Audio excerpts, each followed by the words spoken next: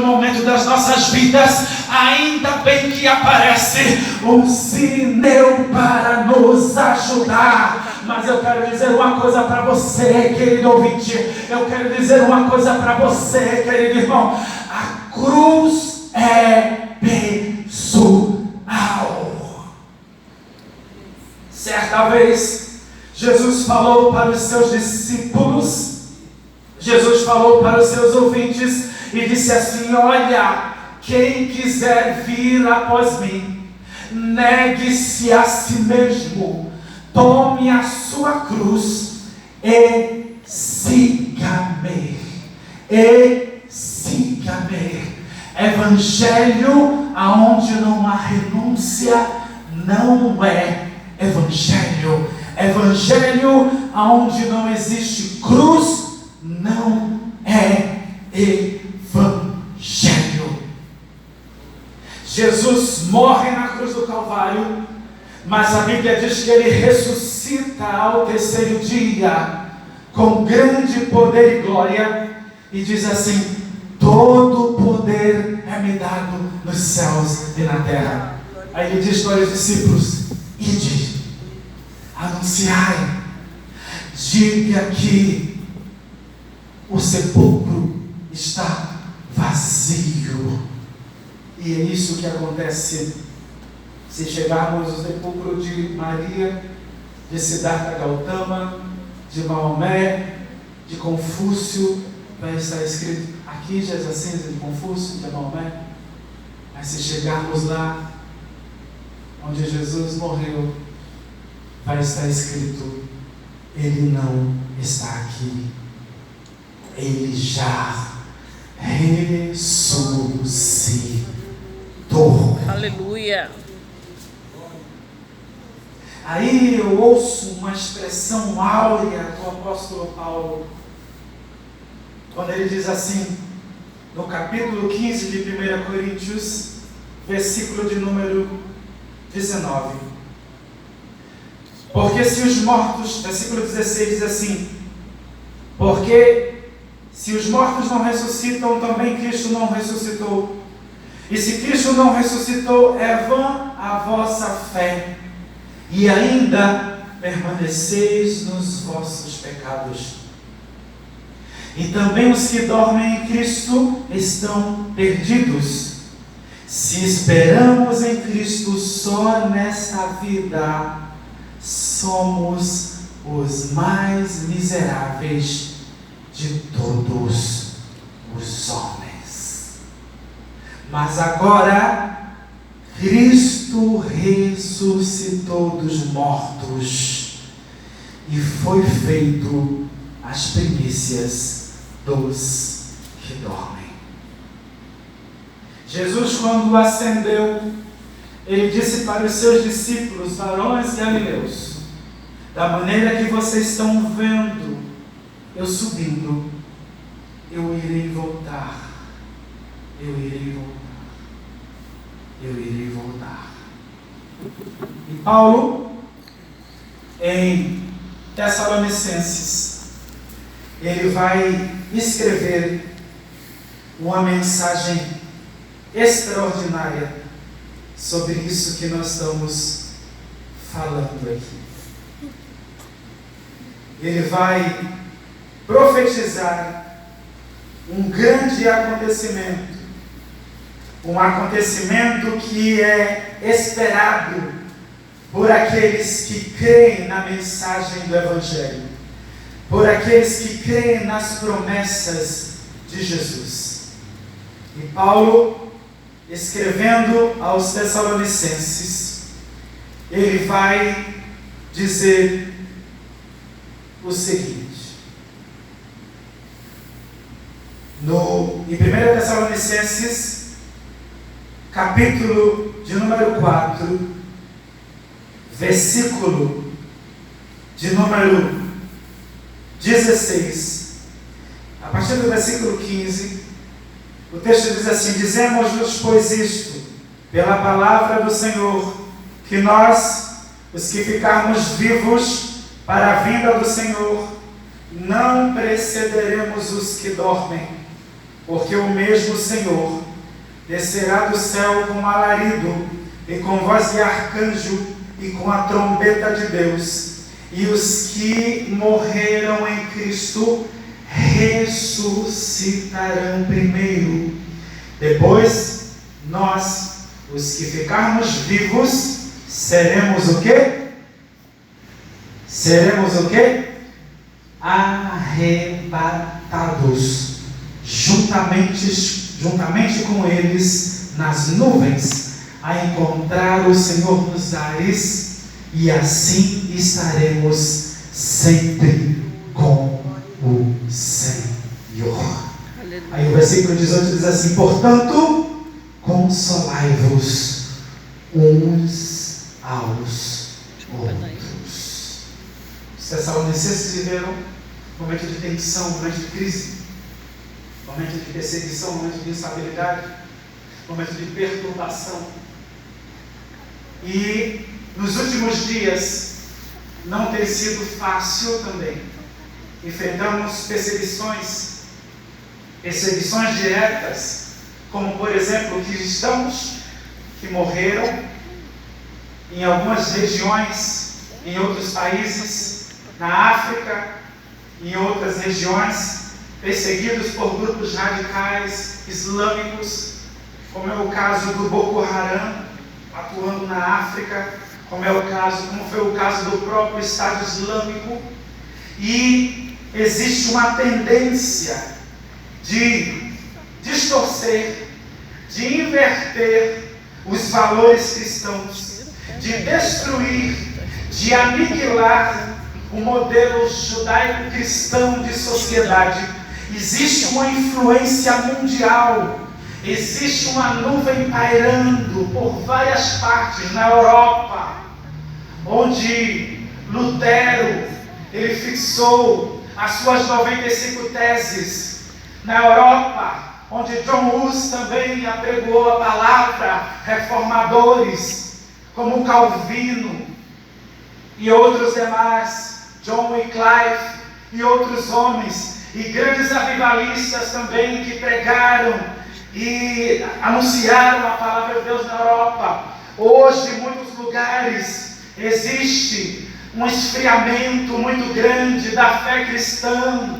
Existe uma nuvem que paira para nos fazer parar, para calar a nossa boca. Mas a Bíblia diz que a igreja vai caminhando,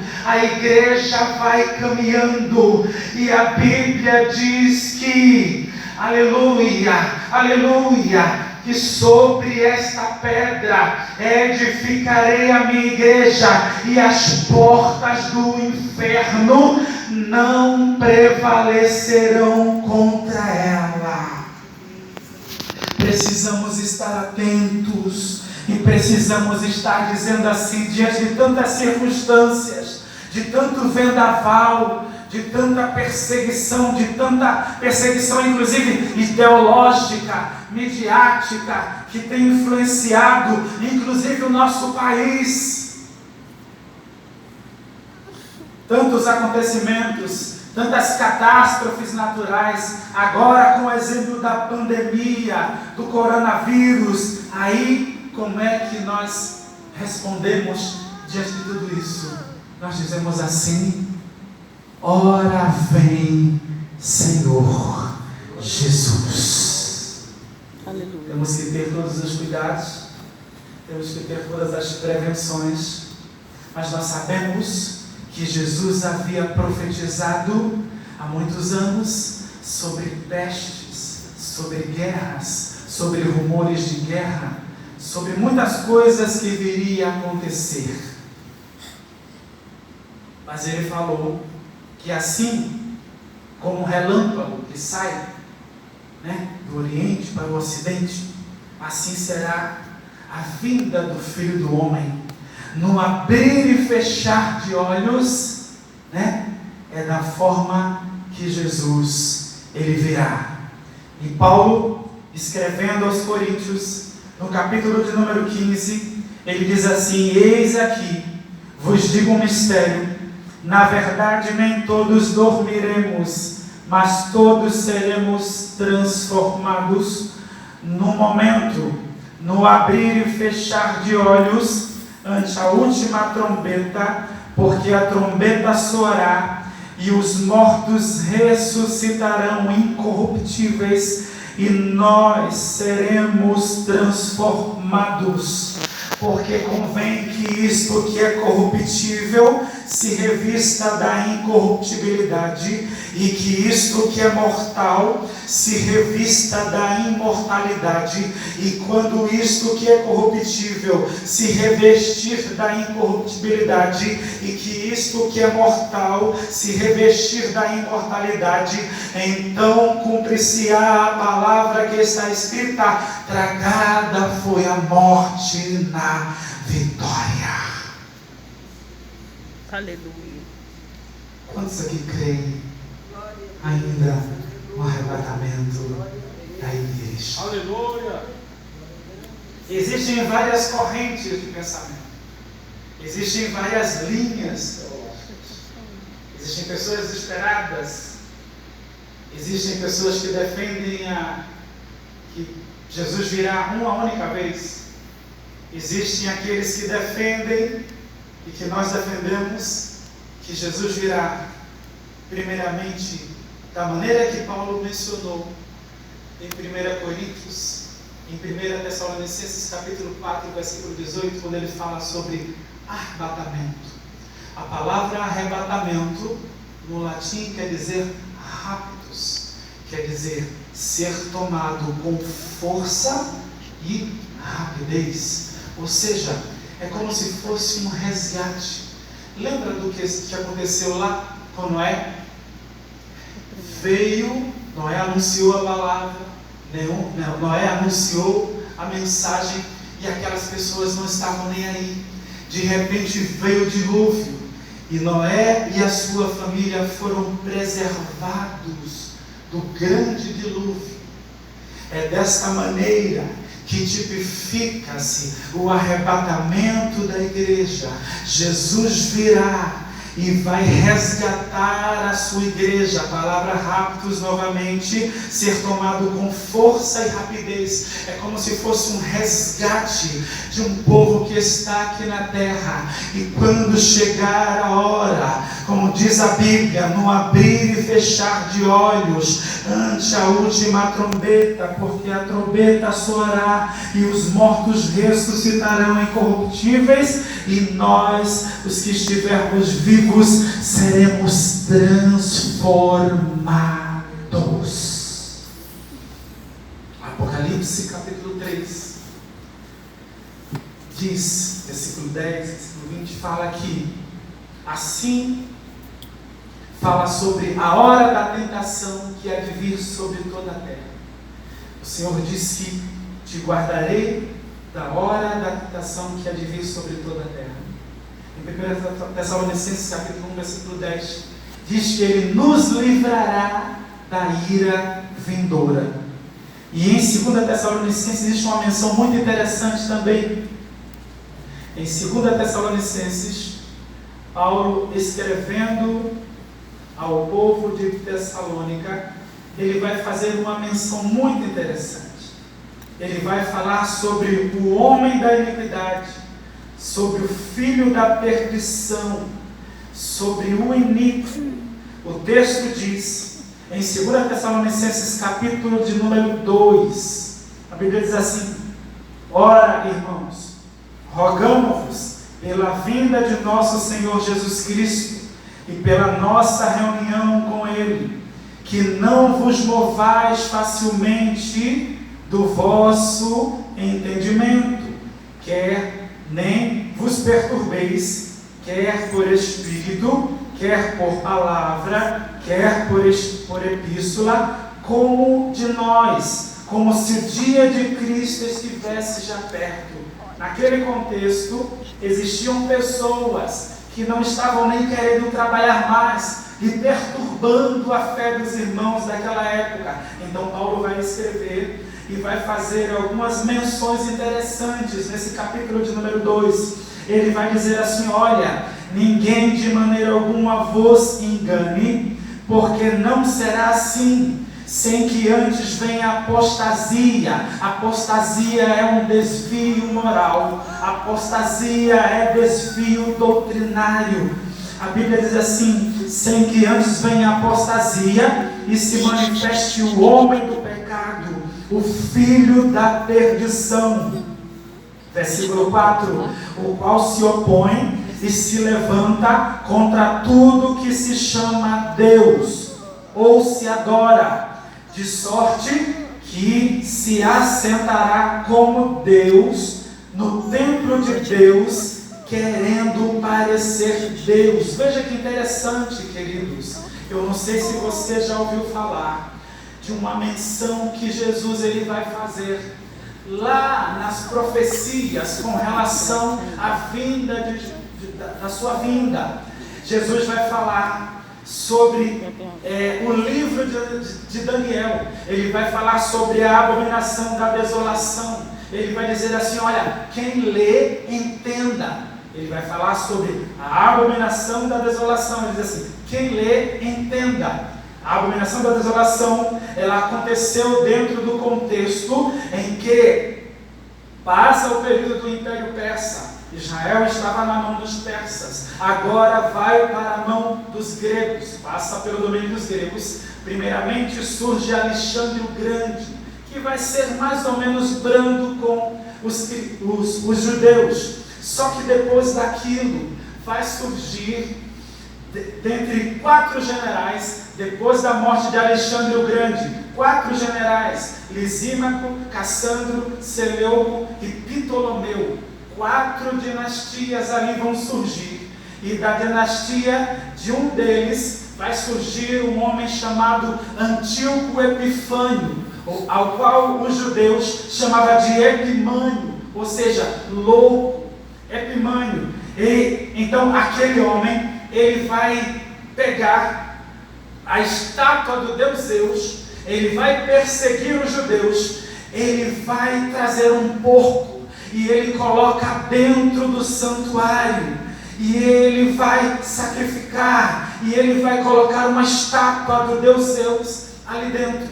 Ou seja, a abominação da desolação. O porco ele é imundo para o judeu, e a estátua de um outro Deus dentro do santuário. Aí as ações do Antíoco, elas tipificam o que acontecerá nos últimos dias, quando surgir a figura do anticristo. Versículo de número 4, capítulo de número 2: o qual se opõe e se levanta contra tudo que se chama Deus ou se adora, de sorte que se assentará como Deus no templo de Deus, querendo parecer Deus. Aí a Bíblia diz assim: não vos lembrais de que estas coisas vos dizia quando ainda estava convosco? E agora vós sabeis o que detém. Repita comigo: o que detém. O que detém. Se você puder circular na sua Bíblia, se você puder grifar essa expressão, o que detém. Repita comigo: o que detém. O que detém. Veja o que a Bíblia diz, versículo 6: e agora vós sabeis o que detém. Essa expressão é muito interessante. O que detém, para que a seu próprio tempo seja manifestado.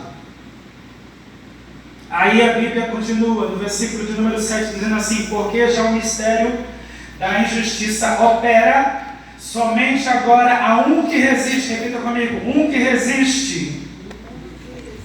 Um que resiste. Um que detém. Repita comigo: um que detém. Um que detém. Um que resiste. Um que resiste. Um que detém. Um que detém. Um que resiste. Um que resiste. Deixa bem fixado isso aí na sua mente, porque isso vai determinar o que acontecerá nos últimos dias. Porque a promessa de Daniel, capítulo de número 9, a partir do versículo 24 até o versículo de número 27, por ali, ela profetiza 70 semanas que estão determinadas sobre o seu povo, sobre a sua santa cidade, e 69 semanas A 69ª semana, ela já se cumpriu há muitos anos. Um judeu, lá em Recife, ele consultou Daniel. Ele começou a pesquisar e a se debruçar. E ele calculando, fazendo o cálculo das 70 semanas, ele fez o cálculo das 69 semanas e calculando desde a reedificação de Jerusalém até o Messias, 69 semanas era o total, 7 mais 62. 69 semanas ele calculou, fez o cálculo de cada semana equivalendo a 7 anos. E calculando, fazendo o cálculo, ele percebeu que o Messias, o texto diz assim, e o Messias será tirado. E aí, fazendo o cálculo, desde a reedificação de Jerusalém até o Messias, e o Messias será tirado, ele viu que a profecia se cumpriu. E o Jesus que ele estava esperando, que ele achava que viria ainda, ou seja, o Messias, ele entendeu o seguinte, ele falou, peraí, 69 semanas, peraí, desde a reedificação de Jerusalém até o Messias. Isaías, certamente ele tomou sobre si as nossas dores, e pelas suas pisaduras fomos sarados.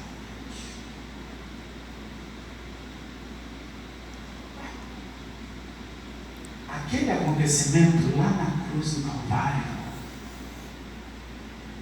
o homem de que ouvia falar foi aquele. Ele entendeu pela profecia que o Messias que viria, ele já havia derramado o seu sangue na cruz do Calvário, mas ao terceiro dia ressuscitou. E aquele judeu que ainda estava aguardando o Messias disse, o homem já veio, ele morreu na cruz do Calvário, mas ele ressuscitou ao terceiro dia. E ele creu na mensagem e ele se converteu ao Evangelho. Ele se converteu ao Evangelho. As 69 semanas acabaram, agora estamos num espaço de tempo, num intervalo da 69ª semana para a última semana, a semana de número 70. Eu falei que cada semana equivale a quantos anos, irmãos? 70. Quantos anos? 7 anos. E que 7 anos são esses? Os 7 anos da grande tribulação. Mas a Bíblia diz em Tessalonicenses, 2 Tessalonicenses, você leu aqui e você repetiu comigo, versículo de número 6, agora há um que detém. E o texto diz no versículo 7, porque já o ministério da injustiça opera, somente há um agora que resiste. Então, um que detém, um que resiste, um que detém, um que resiste. Enquanto a igreja estiver aqui, enquanto o Espírito Santo estiver aqui em nós, agindo, derramando da sua graça, do seu poder, da sua unção, enquanto estivermos aqui, enquanto o Espírito Santo estiver conosco aqui, há um que detém, há um que resiste, há um que detém, há um que resiste, há um que detém, há um que... Versículo de número 8, então será, até que do meio seja tirado, versículo 8, e então será revelado o iníquo, a quem o Senhor desfará pelo assopro da sua boca e aniquilará pelo esplendor da sua vinda. A esse cuja vinda é o segundo, a eficácia de Satanás, com o poder e sinais e prodígios e mentiras. Mas Jesus falou que há um que detém e um que resiste, e que Ele vai nos arrebatar. Ele falou para os discípulos no capítulo 14 de João, que nós temos uma morada que está nos aguardando. Em João capítulo 14, Ele fez uma promessa, quando os discípulos estavam meio perturbados, inseguros. Ele vai dizer assim, não se turbe o vosso coração. credes em Deus, credes também em mim. Na casa de meu pai há muitas moradas. Se não fosse assim, eu vos teria dito: vou preparar-vos lugar. De novo, vou preparar-vos lugar. Eu não sei se você entendeu. Vou preparar-vos lugar. E se eu for e vos preparar lugar, virei outra vez. Virei outra vez e vos levarei para mim mesmo, para que onde eu estiver, estejais vós também. O homem pecou lá no início da história da humanidade, mas o bom pastor, desde muitos séculos, ele veio resgatar as suas ovelhas perdidas. Ele teve que passar pela via dolorosa, padecer, ser humilhado, ser chicoteado, para nos resgatar, porque Ele é o bom pastor, e o bom pastor dá a vida pelas suas ovelhas. E João vai descrever no capítulo 3, versículo 16, esse amor extraordinário de Jesus, quando ele diz assim: porque Deus amou o mundo de tal maneira que deu o seu único filho, seu filho unigênito, para que todo aquele que nele crê não pereça, mas tenha a vida eterna. Tudo isso que aconteceu, todos esses relatos aqui, Paulo vai dizer assim: olha, se esperarmos em Cristo somente aqui na terra, é trabalho, é emprego, é filho, é mulher, é faculdade, é uma correria, é luta, são pestes, fome, são guerras, são catástrofes. Se esperarmos em Deus somente aqui nessa terra, seremos os mais miseráveis. Mas Apocalipse diz assim, que o Espírito e a noiva dizem: vem. E nós dizemos assim: ora vem, Senhor Jesus. Aleluia, Jesus. Que esse sentimento não se apague do teu coração, que esse sentimento nunca venha acabar, que essa chama nunca venha apagar. A expectativa da igreja primitiva era se encontrar com Jesus. É claro que iremos lutar aqui na terra, é claro que iremos evangelizar, é claro que iremos militar, aleluia, lutar pelos nossos sonhos, lutar pelos nossos objetivos, mas nunca esquecer, aleluia, que metade da glória celeste jamais se contou ao mortal. Paulo diz: aquilo que o ouvido não ouviu, aquilo que o olho humano não ouviu, nem subiu ao coração do homem, são as coisas que Deus tem preparado para aqueles que o amam, para aqueles que o amam, para aqueles que o amam. Portanto, continuemos como uma igreja, a igreja ativa, a igreja viva, não a igreja presa a um sistema institucional, aleluia, não uma igreja meramente política, preocupada, aleluia, com as coisas, com o poder, preocupada simplesmente com o status, mas aquela igreja, aleluia, de Atos dos Apóstolos, aquela igreja que muitas vezes não tinha tantos recursos, mas ela tinha aquilo que Pedro falou para aquele mendigo, aleluia, e paralítico à porta do templo chamada Formosa.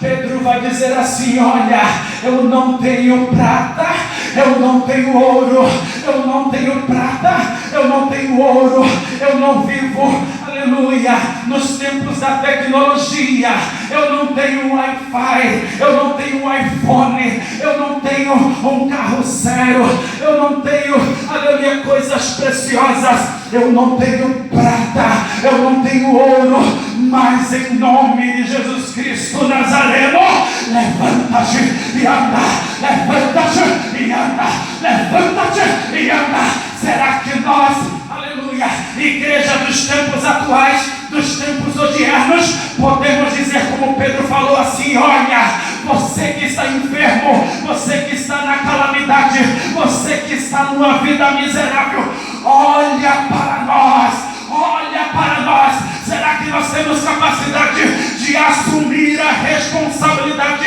não somente aqui entre quatro paredes, mas onde pisarmos lá fora e dizer assim: olha para nós. Essa igreja, essa igreja que Jesus está esperando nos últimos dias. Quantos aqui desejam estar com essa chama quando Jesus nos arrebatar? Aleluia! Estivermos com Ele para sempre e eternamente. Diga glória a Deus. Lá não haverá mais pranto, lá não haverá mais dor, lá não haverá mais sofrimento, lá não haverá mais enfermidade, lá não haverá desemprego, lá não haverá desigualdade social, lá estaremos para sempre com Jesus, com Jesus, com Jesus. Quantos estão felizes nessa noite? Glorifique ao Senhor nessa noite. Fique em pé, eu gostaria de orar por você. Daqui a pouco nós estaremos ofertando ao Senhor. Fique em pé aí, curve a sua cabeça. Será que você tem motivos para agradecer ao Senhor nessa noite? Eu quero ouvir você nessa noite agradecendo, porque eu tenho motivos para agradecer ao Senhor. Aonde estão aqui aqueles que são gratos a Deus nessa noite? Ore comigo.